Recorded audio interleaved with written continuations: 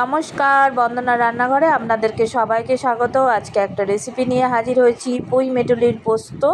একে পুঁই মেজুরিও বলে। আশা করি আপনারা সবাই ভালো আছেন এবং সুস্থ আছেন। পুরোটা আমার সাথে থাকুন, দেখতে থাকুন কিভাবে তৈরি করছি। প্রথমে উপকরণগুলো শেয়ার করে নিই। এই যে পুঁই মেজুরি লাগছে 250 গ্রাম মতো, এটাকে ভালো করে কেটে ধুয়ে নিয়েছি।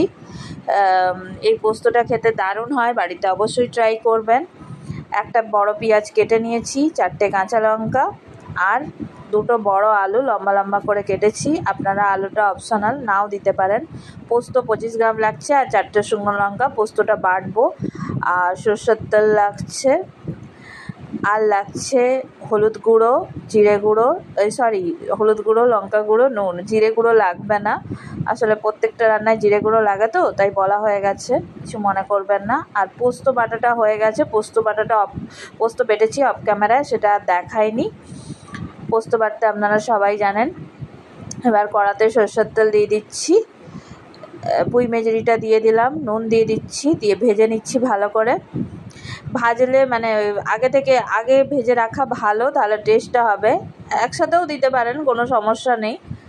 আমি যাতে টেস্টটা বাড়ে তার জন্য আগে ভেজে নিচ্ছি। আগের ভিডিওতে যারা কমেন্ট করেছিলেন তাদেরকে অসংখ্য ধন্যবাদ এত সুন্দর সুন্দর কমেন্ট করার জন্য। ভালো করে ভাজতে হবে, 10 মিনিট মতো লেগেছিল ভাজতে।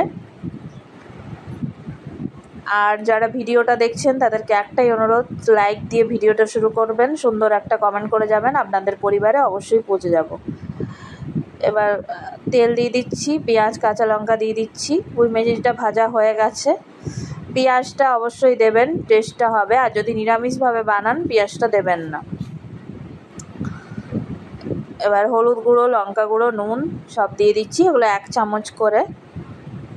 কারণ পুঁই মেজুরিতে দিয়েছিলাম ভাজার সময়, তাই নুনটা 1 চামচই লাগবে। বেশি নুন দিলে নুনটা বেশি হয়ে যাবে। এবার আলুটা দিয়ে দিচ্ছি। ভিডিওটা দেখে কমেন্ট করে জানাবেন যে কেমন হয়েছে রেসিপিটা। বাড়িতে অবশ্যই ট্রাই করবেন। দেশ বা দেশের বাইরে যেখান থেকে দেখছেন, কে কেমন আছেন কমেন্টে অবশ্যই জানাবেন।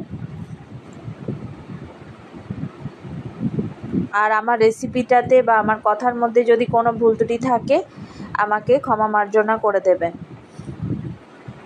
আর রেসিপিটা ভালো লাগলে অবশ্যই আমার চ্যানেলটাকে সাবস্ক্রাইব করবেন, নতুন যারা ভিজিট করছেন। আলুটা ভাজা হয়ে গেছে, এবার পুঁই মেজুরিটা দিয়ে দিলাম। এটাকে পুঁই মেজুরি বলে, পুঁই মেটলি বলে, ঠিক আছে? মানে পুঁই শাকের একটা অংশ। আমিও ঠিক এটা বলতে পারছি না, আপনারা যারা জানেন বলবেন কমেন্টে। এবার পোস্ত বাটাটা দিয়ে দিচ্ছি। পোস্ত বেটেছি গাঢ় গাঢ় করে, মানে এটা আমি মিক্সিতে বেটেছি। আপনারা যাদের মিক্সি নেই তারা শিলনোড়ায় বাটতে পারেন।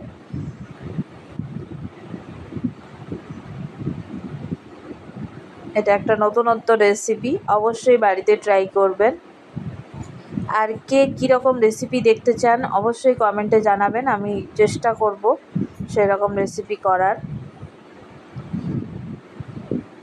আর আমি রেসিপি যখন দিই, আপনাদের কমেন্টগুলো যখন আসে আমার খুবই ভালো লাগে, এত সুন্দর সুন্দর কমেন্ট।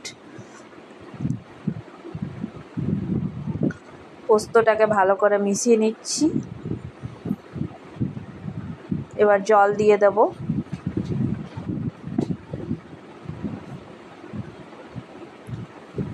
জলটা আপনারা পরিমাণ মতো, যেরকম, যদি লিকুইড একটু খান তাহলে জলটা সেরকম দেবেন। তবে এটা লিকুইড হবে না, এটা গাঢ় গাঢ়ই হবে। ভালো করে পোস্তটা মিশিয়ে নিচ্ছি। যত বেশি ভাজা হবে, কোনো তরকারি বলুন, চচ্চড়ি বলুন, পোস্ত বলুন, যত বেশি ভাজা তত বেশি টেস্ট।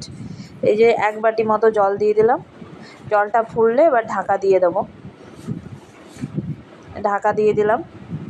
15 মিনিট মতো সিদ্ধ হতে লেগেছে। আমাদের পুঁই মেটলির পোস্ত তৈরি হয়ে গেছে। ভিডিওটা ভালো লাগলে সাবস্ক্রাইব করবেন, লাইক শেয়ার কমেন্ট অবশ্যই করবেন, নতুন এবং পুরনো ভিউয়ার্স যারা আছেন। পরবর্তী ভিডিওতে আবার দেখা হবে। Thanks for watching.